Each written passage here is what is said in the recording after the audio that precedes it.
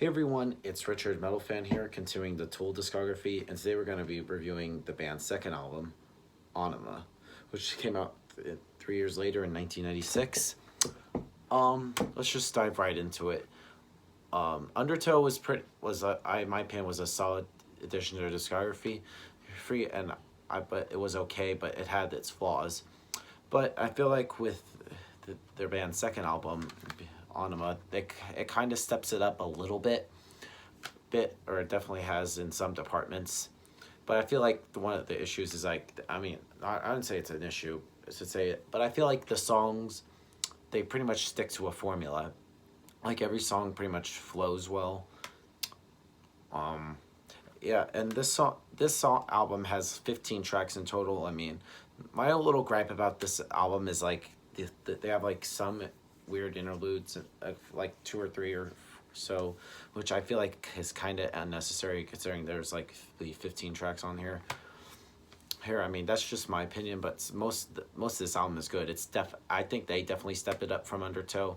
So yeah, without further ado, let's dive into this track by track. Now, the album opens up with Stinkfist, which is a pretty straightforward melodic hard rock song. It's not a furious pace with a slow wandering beat. The verses are very quiet, but the chorus picks up the intensity, and the vocals sound strange like during the verses, but the chorus kind of shines though. And the long bridge beginning around the 2.5 minute mark, and for a while there, Adam sort of like quiets down and lets Justin Chancellor. This is the first album with Justin Chancellor. They have pretty much had the same lineup up since then.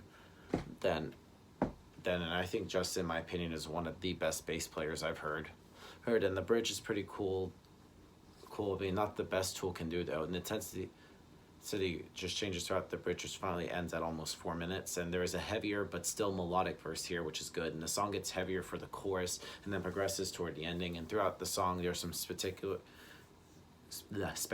drumming from Danny, especially during the chorus.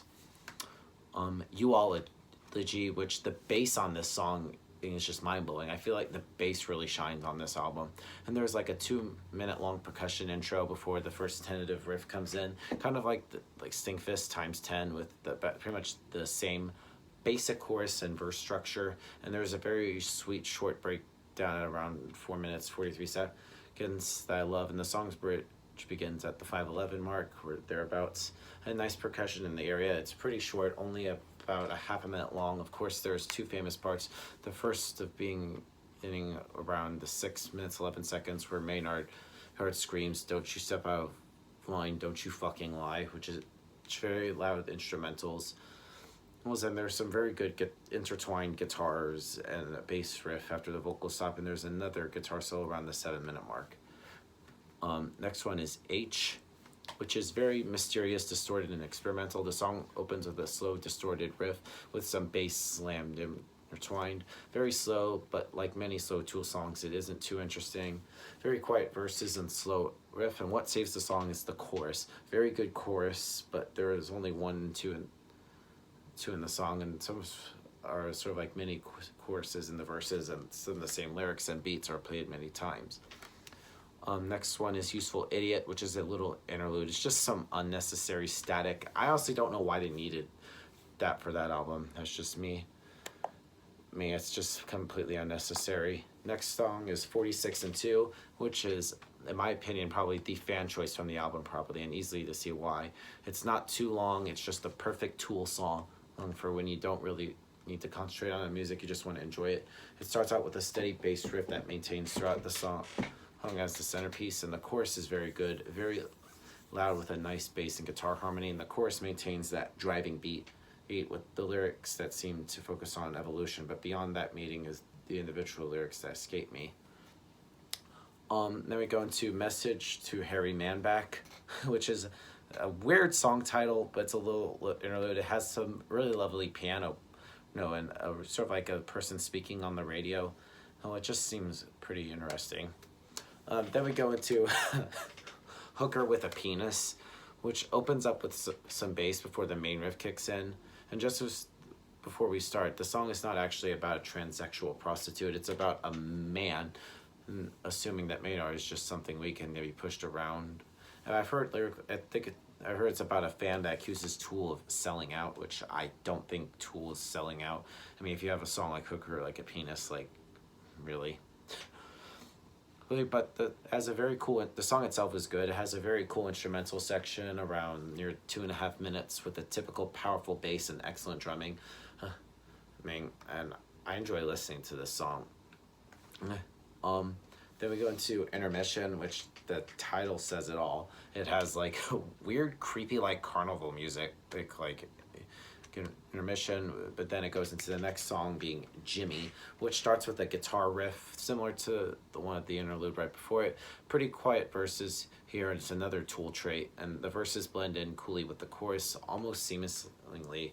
Not too much volume change, although the choruses are a little bit louder, and the bridge begins shortly after, and it gets progressively louder. Some whispered vocals in the middle before the instrumentals begin again. Now this song really gets going with the driving beat and screamed vocals, and a final chorus with the scream by Maynard and the familiar guitar riff beginning again. Then we go into Die Eier von Satan, which is actually a German meant for the eggs of Satan, which is very industrial sounding, like interlude, with has some German lyrics in there. I feel like they're trying to be like Rammstein. I don't know. It's another good, interesting song. Then we go into Push It, Shit, which is just all one word. It's another fan favorite. The song is the second longest, clocking it at almost 10 minutes long. And a slow guitar riff starts off the song, and some vocals sung in the background. The bass guitar comes in around 49 seconds, and the song resumes its laid-back pace, and will get progressively louder as the song goes on. And the chorus is just a perfect fit for the song, pushing it, shoving me, repeated as the instrumentals grow gradually louder. Here, and then Cesaro Some Ability, which is just some weird crying babies and some weird noises, interlude. I just don't see how that was necessary. And then here we are with the title track of the album, Anima. With the opening guitar riff, leaves no question about that. The drumming on this song is just incredible. Again, the quiet verse and loud chorus structure, and the chorus of the song has a cool start-stop structure that has a good change of pace, and the song rails against frivolous worries and struggles against today's lifestyles, hoping for Armageddon to come and end it all. And then we go into sort of like in commas negative ions, which is just another little 4-minute unnecessary interlude, which has wind, just basically just wind and electricity buzzing.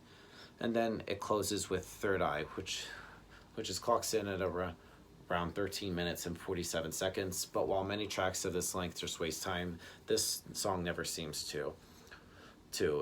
I feel like it's better than Disgustipated off of Undertow. So it progresses at a logical and ever-strengthening pace, and there are so many melodies and beats to this song, it's near impossible to describe them all.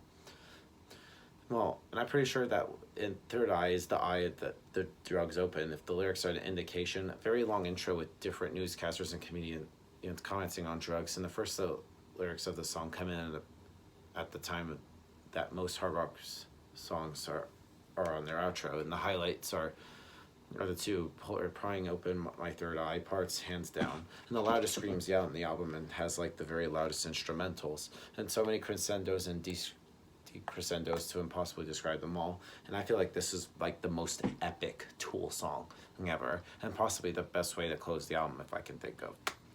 And overall, Anima by Tool is a step up.